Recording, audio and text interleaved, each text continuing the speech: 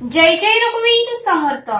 समर्थ म्हणतात की दानासारखे धन नाही, लोभासारखा रोग नाही. समर्थ म्हणतात की दानासारखे धन नाही, लोभासारखा रोग नाही, चांगल्या स्वभावासारखा अलंकार नाही, आणि समर्थ म्हणतात की समाधानासारखे सुख नाही. असं सद्गुरू आपल्याला इथे सांगतात. आणि सद्गुरू म्हणतात की काय मागावे हेही आपल्याला कळालं पाहिजे. परमेश्वराकडे काय मागावं हेही आपल्याला कळालं पाहिजे. आणि म्हणूनच समर्थ म्हणतात की परमेश्वराकडे आपण असं मागितलं पाहिजे की प्रेमाने भरलेले डोळे दे, प्रेमाने भरलेले डोळे दे, श्रद्धेने झुकणारे मस्तक दे, श्रद्धेने झुकणारे मस्तक दे, मदत करणारे हात दे, मदत करणारे हात दे, उत्तम मार्गावर चालणारे पाय दे, उत्तम मार्गावर चालणारे पाय दे, नामस्मरण करणारे मन दे, सदैव नामस्मरण करणारे मन दे, आणि अंतिम श्वास तुझ्या चरणाशी होऊ दे, अंतिम श्वास तुझ्या चरणापाशीच होऊ दे. असं आपल्याला समर्थांकडे मागता आलं पाहिजे, असं सद्गुरूंनी आपल्याला इथे सांगितलं. आणि म्हणूनच समर्थ म्हणतात की आयुष्यात एकदा तरी मनुष्याला ठेच लागलीच पाहिजे. आयुष्य जगत असताना एकदा तरी मनुष्याला ठेच ही लागलीच पाहिजे, कारण हीच ठेच त्याला आयुष्यात प्रत्येक संकटांना सामना करायला शिकवते, असं सद्गुरू आपल्याला ते सांगतात. कारण जर आयुष्यात ठेचच लागली नाही, आयुष्य जर सरळ मार्गानेच आपण चालत राहिलो, सतत जर सुखच मागत राहिलो, तर दुःख हे काय आपल्याला कळणारच नाही. आणि म्हणूनच समर्थ म्हणतात की मोठे मोठे संकट आलं तर आपण त्याला सामोरे जाऊ शकणार नाही. आणि म्हणूनच समर्थ म्हणतात की मनुष्याला ठेच लागलीच पाहिजे, आणि ती ठेच लागली तरच प्रत्येक संकटाला आपण सामना करू शकतो, असं समर्थ आपल्याला इथे सांगतात. समर्थ म्हणतात की कोणतीही गोष्ट अति केली की मातीच होती. समर्थ म्हणतात की कोणतीही गोष्ट ही अति केली तर मातीच होती. आणि म्हणूनच समर्थ म्हणतात की पाणी हे आपले तहान भागवते, पाणी हे आपली तहान भागवते. पाण्याशिवाय मनुष्य जगू शकत नाही, पाणी नसेल तर मनुष्य जगू शकत नाही. पण जास्त पाण्यात आपण जर पडलो, समर्थ म्हणतात की जास्त पाण्यात जर आपण पडलो तर आपला प्राणही जाऊ शकतो, आपला प्राणही जाऊ शकतो. तसं समर्थ म्हणतात की अग्नीशिवाय आपण अन्न शिजवू शकत नाही. समर्थ म्हणतात की अग्नीशिवाय आपण अन्नही शिजवू शकत नाही, पण हीच अग्नी आपल्याला हाताला किंवा पायाला जर भाजले तर आपल्याला त्रास होतो. ह्याच अग्नीने आपल्याला हाताला किंवा पायाला भाजले तर आपल्याला त्रास होतो, असं सद्गुरू आपल्याला ते सांगतात. तसे समर्थ म्हणतात की ऊन ही आपल्याला आवश्यकता आहे. समर्थ म्हणतात की ऊन ही आपल्याला आवश्यकता आहे. जास्त ऊन पडले तर आपल्याला त्रासही होणार आहे, जास्त ऊन पडले तर आपल्याला चक्कर येणार आहे, त्रास होणार आहे, असं समर्थ म्हणतात. मग समर्थ म्हणतात की आता त्या पाण्याकडे, अग्नीकडे आणि उन्हाकडे जाऊ नका. समर्थ म्हणतात की त्या पाण्याकडे, अग्नीकडे, उन्हाकडे जाऊ नका, तुम्ही तुमच्या देहाकडे या. या देहातही 8 विषय आहेत. समर्थ म्हणतात की या देहातही 8 विषय आहेत, आणि या विषयांचा जर अतिवापर केला की आपली अधोगतीच होणार आहे. या विषयांचा जर अतिवापर केला तर आपली अधोगतीच होणार आहे, आपलं नुकसानच होणार आहे. आणि म्हणूनच सद्गुरू म्हणतात की विषयाचा वापर तू कमी कर. म्हणून सद्गुरू आपल्याला सतत सांगतात की तू विषयांचा वापर कमी कर, त्यामुळे तुला सुख, शांती आणि समाधान मिळणार आहे, असं समर्थ आपल्याला ते सांगतात. समर्थ म्हणतात की 1000 चांदण्या शोधण्यापेक्षा एक चंद्र शोध. समर्थ म्हणतात की 1000 चांदण्या शोधण्यापेक्षा तू एक चंद्र शोध, आणि 1000 चंद्र शोधण्यापेक्षा एक सूर्य जवळ ठेव. 1000 चंद्र शोधण्यापेक्षा एकच सूर्य जवळ ठेव. म्हणून सद्गुरू म्हणतात की गुरु म्हणजे परीस, गुरु म्हणजे परीस, आणि शिष्य म्हणजे लोखंड, शिष्य म्हणजे लोखंड. या लोखंडाचे सोनं करणाऱ्या गुरुच्या आज्ञेचे पालन आपल्याला करता आलं पाहिजे. या लोखंडाचं सोनं करणाऱ्या गुरुच्या आज्ञेचे पालन आपल्याला करता आलं पाहिजे, असं सद्गुरू आपल्याला ते सांगतात. समर्थ म्हणतात की ज्या वेळेस सद्गुरूंचं निरूपण चालू होतं, सद्गुरूंचं निरूपण चालू होतं, त्या ठिकाणी 5 माकडे आले. त्या ठिकाणी 5 माकडे आले, आणि ते माकडे ही निरूपण ऐकू लागले. शांत बसून सर्व माकडे निरूपण ऐकू लागले. त्यावेळेस सद्गुरू त्या माकडांना म्हणाले की तुम्हाला गेला जन्म हा मनुष्याचा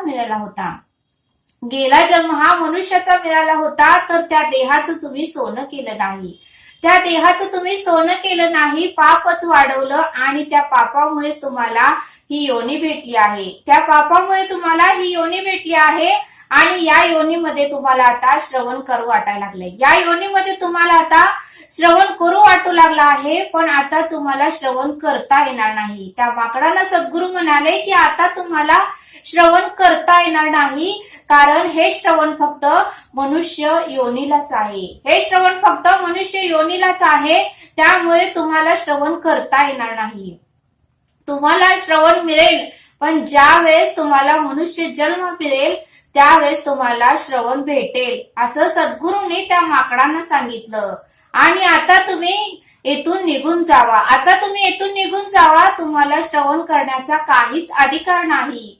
त्यावेळेस त्या माकडांनी समर्थांचं दर्शन घेतलं. त्या पाचही माकडांनी समर्थांचं दर्शन घेतलं आणि ते माकडं निघून गेली.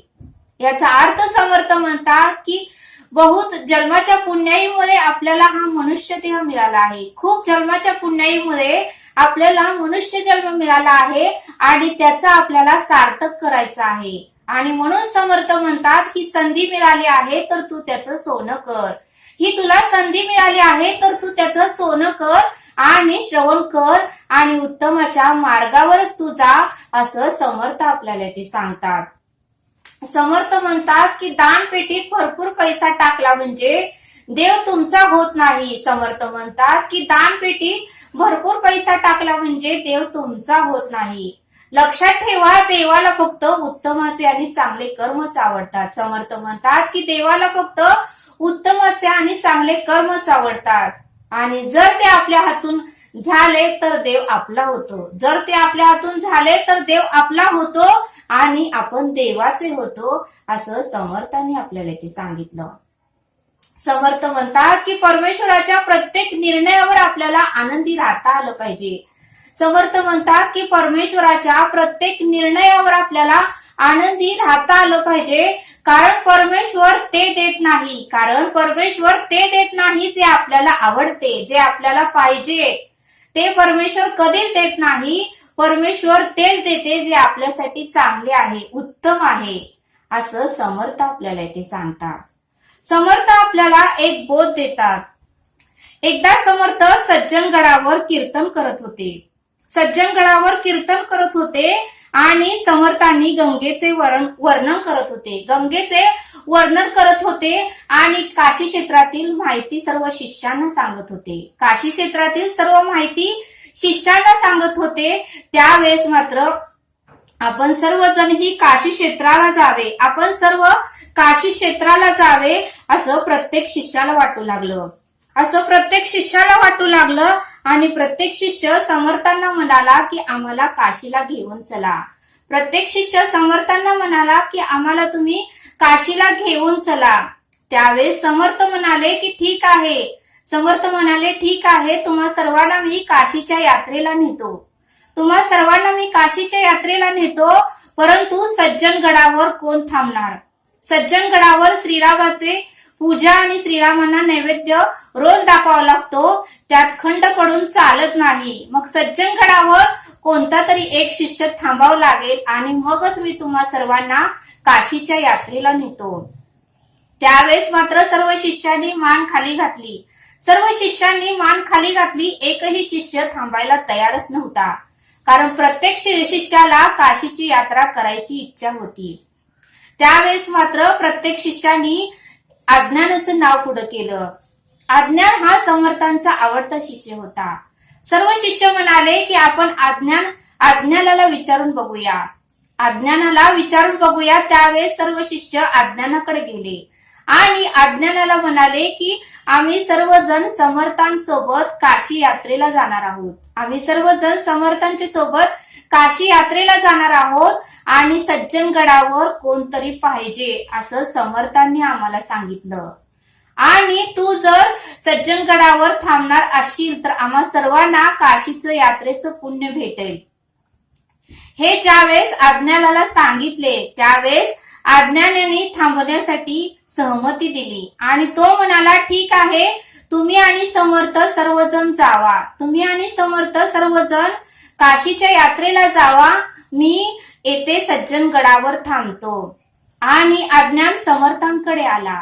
समर्थ म्हणाले अज्ञानाला, हे बघ अज्ञाना, तू रोज पहाटे उठायचं, 5 घरं भिक्षा मागायची, श्रीरामासाठी स्वयंपाक बनवायचा, त्यांना नैवेद्य दाखवायचा, त्यांची पूजा अर्चा आणि आरती करायची. हे सर्व तुला जमणार आहे का? त्यावेळेस अज्ञान म्हणाला, हो समर्था, मी हे सर्व करेन, तुम्ही काही काळजी करू नका. त्यावेळेस समर्थ म्हणाले सर्व शिष्यांना, ठीक आहे, आपण उद्या सकाळी काशीच्या यात्रेला निघूया. आणि समर्थांनी सर्व तयारी केली, सर्व शिष्यांनीही सर्व तयारी केली, सर्व सामान बांधून घेतले आणि दुसऱ्या दिवशी सर्व शिष्य निघाले. समर्थ मागेच राहिले. समर्थांनी अज्ञानाकडे पाहिले आणि अज्ञानाला म्हणाले की अज्ञाना, आम्ही जाऊन येतो, आम्हाला यायला 6 महिने तरी लागतील, तोपर्यंत तू सर्व कार्यभाग सांभाळ, तोपर्यंत तू सर्व कार्यभाग सांभाळ, आता तू सज्जनगडावर एकटाच असशील. त्यावेळेस मात्र अज्ञानाचे हृदय भरून आले, त्याच्या डोळ्यात पाणी आलं. त्यावेळेस समर्थ म्हणाले, काही काळजी करू नको अज्ञाना, आम्ही 6 महिन्यात परत येतो. त्यावेळेस अज्ञान ठीक आहे म्हणाला आणि समर्थ आणि शिष्य काशीच्या यात्रेला निघून गेले. दुसऱ्या दिवशी मात्र अज्ञान पहाटे उठला, त्याने सर्व पूजा अर्चा केली, 5 घरं भिक्षा मागितली, स्वयंपाक केला, श्रीरामांना नैवेद्य दाखवला, काकड आरती केली आणि श्रीरामांना नैवेद्य वाढून ठेवला आणि त्यांची वाट पाहू लागला. परंतु श्रीराम प्रभू आलेच नाही. 1 दिवस झालं, 2 दिवस झालं, 3 दिवस झालं, असं 7 दिवस अज्ञानाने केलं. 7व्या दिवशीही श्रीराम प्रभू आलेच नाहीत, नैवेद्य ग्रहण करायला आलेच नाहीत. त्यावेळेस मात्र अज्ञानाला वाईट वाटू लागलं की श्रीराम प्रभू, मी रोज स्वयंपाक करतोय, तुम्हाला नैवेद्य दाखवतोय, तुमची काकड आरती करतोय आणि तरीही तुम्ही येत नाही. आज तुम्ही जर आला नाही तर मीही जेवण करणार नाही आणि माझं डोकं या दगडावर आपटून मी माझा प्राण देईल. आणि 7व्या दिवशीही श्रीराम प्रभू आले नाही. त्यावेळेस अज्ञानाने मात्र दारासमोरचा एक मोठा दगड आणला आणि त्या दगडावर आपलं डोकं आपटणार तितक्या श्रीराम प्रभूंनी त्याचे डोकं धरलं आणि श्रीराम प्रभू तेथे आले. त्यावेळेस अज्ञानाला खूप आनंद झाला आणि श्रीराम प्रभू म्हणले, अज्ञाना, देव कधी जेवण करत असतो का? त्यावेळेस अज्ञान म्हणाला, देव जेवण करत नसतो, मग आता मी म्हणतोय म्हणून तुम्ही जेवण करा. त्यावेळेस श्रीराम प्रभूंनी अज्ञानाचं बोलणं मान्य केलं आणि ते जेवायला बसले. श्रीराम प्रभू बरोबर सीता माताही होती, लक्ष्मण होते, भरत होते, शत्रुघ्न होते आणि हनुमंत स्वारीही होते. त्या सर्वांना अज्ञानाने जेवायला वाढलं. सर्वांनी पोट भरून जेवण केलं. असे बरेच दिवस झाले. खूप दिवस झाल्यानंतर अज्ञान एक दिवशी उठलाच नाही. एक दिवशी बराच वेळ झाला तरी उठला नाही. त्या दिवशी मात्र सीतामाईंनी लवकर उठून सर्व कार्यभाग केले आणि श्रीराम प्रभूंनी अज्ञानाला हलवून उठवले. त्यावेळेस श्रीराम प्रभू अज्ञानाला म्हणाले की अज्ञाना, आज तुला काय झालं आहे? तू रोज पहाटे उठतोय, आज 8 वाजले तरी तू उठत नाहीस, काय झालंय? त्यावेळेस अज्ञान रागाला गेला होता आणि अज्ञान श्रीराम प्रभूंना म्हणाला की प्रभू, किती दिवस झालं मीच कष्ट करत आहे, मीच काम करत आहे आणि कोणीही माझी मदत करत नाही, कोणीही माझी मदत करत नाही. आज मी सगळ्यांना कामं सांगणार आहे, आज मी सगळ्यांना कामं सांगणार आहे. त्यावेळेस श्रीराम प्रभू म्हणले, ठीक आहे, तू कुणाकुणाला काय काय कामं सांगणार आहे ती तू सांग. त्यावेळेस अज्ञान म्हणाला की सीता मातेनी रोजचा स्वयंपाक करायचा, सीता मातेनी रोजचा स्वयंपाक करायचा, हनुमंतांनी सरपण आणायचं, तर लक्ष्मणाने घर स्वच्छ ठेवायचं आणि भरत शत्रुघ्नांनी काय वाण सामान लागले तर घेऊन यायचं. मग श्रीराम प्रभू म्हणले, ठीक आहे, पण मला तू काहीच काम सांगितलं नाही, मलाही काहीतरी काम सांग. त्यावेळेस अज्ञान म्हणाले की प्रभू, मी तुम्हाला काय काम सांगणार, तुम्ही काहीही काम करू नका. त्यावेळेस श्रीराम प्रभू म्हणाले की तू सर्वांना काम सांगितलंय तर तू मलाही काम सांग. त्यावेळेस अज्ञान म्हणाला, ठीक आहे, तुम्ही काकड आरती रोजची तुम्हीच करत जावा. श्रीराम प्रभू म्हणले ठीक आहे. असे खूप दिवस झाल्यानंतर एक दिवशी पूर्ण स्वयंपाक झाला आणि सर्वजण जेवायला बसले. त्यावेळेस मात्र अज्ञान रडायला लागला. अज्ञान खूप रडायला लागला आणि श्रीराम प्रभू म्हणले की भरल्या ताटामध्ये अज्ञाना तू का रडत आहेस? भरल्या ताटावर तू बसून का रडत आहेस? त्यावेळेस अज्ञान श्रीराम प्रभूंना म्हणाला की मला समर्थांची आठवण येत आहे. मला समर्थांची आठवण येत आहे. हा भाकरीचा काला समर्थांना खूप आवडतो आणि हा काला बघूनच मला समर्थांची आठवण येत आहे आणि मला हा काला समर्थांना द्यायचा आहे. त्यावेळेस श्रीराम प्रभू म्हणाले की काशीला समर्थांना हा काला आपण कसं देणार तूच सांग. त्यावेळेस अज्ञान म्हणाला की तुम्ही हनुमंत स्वारींना आज्ञा द्या. हनुमंत स्वारींनी जर वनात आणलं तर हा काला मी समर्थांपर्यंत पोहोचू शकतो. त्यावेळेस श्रीराम प्रभूंनी हनुमंत स्वारींना आज्ञा दिली आणि हनुमंत स्वारीच्या खांद्यावर अज्ञान बसले. तो काला घेऊन हनुमंत स्वारींच्या खांद्यावर अज्ञान बसले आणि हनुमंत स्वारींनी हवेमध्ये उड्डाण घेतली आणि हनुमंत स्वारी अज्ञानाला म्हणाले की श्रीराम समर्थांना सांगू नकोस की तू कोणाबरोबर आलायस ते. त्यावेळेस अज्ञान म्हणाला ठीक आहे मी समर्थांना सांगत नाही. आणि थोड्याच वेळात ते काशीला पोहोचले. काशीला समर्थ तेथे नव्हते. समर्थ अयोध्याला गेले होते. पुन्हा ते तेथून अयोध्याकडे आले. अयोध्याकडे आल्यानंतर हनुमंत स्वारींनी अज्ञानाला सोडले आणि स्वतः मात्र एका झाडाच्या ठिकाणी लपून बसले. त्यावेळेस सर्व शिष्यांनी आणि समर्थांनी अज्ञानाला पाहिले. समर्थ अज्ञानाकडे आले आणि अज्ञानाला म्हणाले की अज्ञाना तू कधी आलायस? अज्ञान म्हणाला हे काय आत्ताच. मग कधी निघालास? हे काय आत्ताच. त्यावेळेस समर्थांना आश्चर्य वाटले. समर्थ म्हणाले की तू एवढ्या लवकर कसा आलायस? तू कुठल्या विमानानं आलाय हे तू सांग. त्यावेळेस अज्ञान गप्पच बसला. समर्थांनी दुसऱ्यांदा विचारलं. त्यावेळेस मात्र अज्ञान म्हणाला की मला हनुमंत स्वारींनी आणलेला आहे आणि हा काला देण्यासाठी मीच त्यांना अनुमती दिली की तुम्ही चला म्हणून. त्यावेळेस हनुमंत स्वारी समर्थांच्या समोर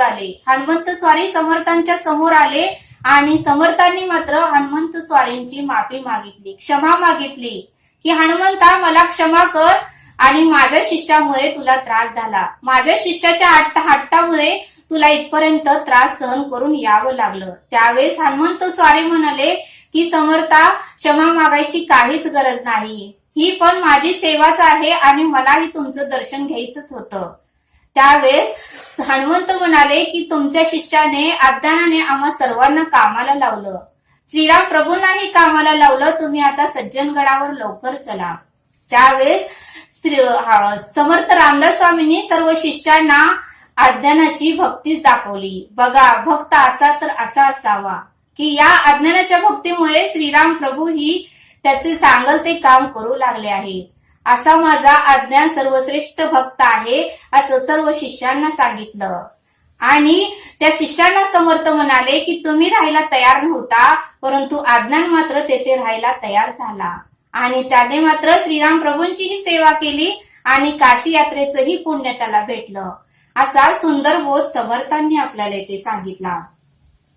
सद्गुरू म्हणतात की योग्य वेळ आली की ते सुद्धा मिळते ज्याची आपण कल्पना सुद्धा केलेली नसते. सद्गुरू म्हणतात की योग्य वेळ आली की ते सुद्धा मिळते की ज्याची आपण कल्पना सुद्धा केलेली नसते. फक्त धीर सोडायचं नाही असं समर्थ आपल्याला इथे सांगतात. समर्थ म्हणतात की जगातलं सर्वात मौल्यवान रत्न म्हणजे मेहनत आणि कष्ट. समर्थ म्हणतात की जगातलं सर्वात मौल्यवान रत्न म्हणजे मेहनत आणि कष्ट. आयुष्यातला साथीदार म्हणजे आत्मविश्वास. आयुष्याचा साथीदार म्हणजे आत्मविश्वास आणि या दोन गोष्टी असेल तर आपण यशाचे शिखर गाठू शकू. या दोन गोष्टी असेल तर आपण यशाचे शिखर गाठणारच असं समर्थ आपल्याला इथे सांगतात. समर्थ म्हणतात की मनुष्याचे दोनच गुरु असतात. समर्थ म्हणतात की मनुष्याचे दोनच गुरु असतात. एक म्हणजे अनुभव आणि दुसरं म्हणजे कर्म. एक म्हणजे अनुभव आणि दुसरे म्हणजे कर्म. हे दोघेही सोबत राहतात. कर्म हे लढायला शिकवतं तर अनुभव हे जिंकायला शिकवतं. समर्थ म्हणतात की कर्म हे लढायला शिकवतं तर अनुभव हे जिंकायला शिकवतं. समर्थ म्हणतात की विश्वास आणि आशीर्वाद. समर्थ म्हणतात की विश्वास आणि आशीर्वाद कधीच दिसत नाही. विश्वास आणि आशीर्वाद कधीच दिसत नाही, परंतु अशक्य गोष्टीलाही ते शक्य करून दाखवतात. अशक्य गोष्टीलाही ते शक्य करून दाखवतात. आणि म्हणूनच समर्थ म्हणतात की प्रत्येकाचा आपल्याला आशीर्वाद घेताच आलं पाहिजे, असं समर्थांनी आपल्याला इथे सांगितलं. समर्थ आपल्याला एक श्लोक सांगतात. सदा देव काजी जिजे देह ज्याचा, सदा राम नामे वदे नित्य वाचा, स्वधर्मेची चाले सदा उत्तमाचा, जगी धन्य तो दास सर्वोत्तमाचा. याचा अर्थ समर्थ सांगतात की ज्याचा देह नित्य देव कार्यासाठी झिजत असतो. समर्थ याचा अर्थ सांगतात की ज्याचा देह नित्य देव कार्यासाठी झिजत असतो, ज्याची वाचा प्रेमाने नित्य राम नामाचे जप करते, ज्याची वाचा प्रेमाने नित्य राम नामाचा जप करते, जो स्वधर्मानुसार उत्तम आचरण ठेवतो, जो स्वधर्मानुसार उत्तम आचरण ठेवतो, ज्याच्या वाट्याला आलेले कर्म पूर्ण करतो, ज्याच्या वाट्याला आलेले कर्म तो पूर्ण करतो, तो दास सर्वोत्तमाचा जगात धन्यच आहे. तो दास सर्वोत्तमाचा जगात धन्यच आहे, असं समर्थांनी या श्लोकाचा अर्थ आपल्याला सांगितला. तरी आता आपण येथेच थांबूया.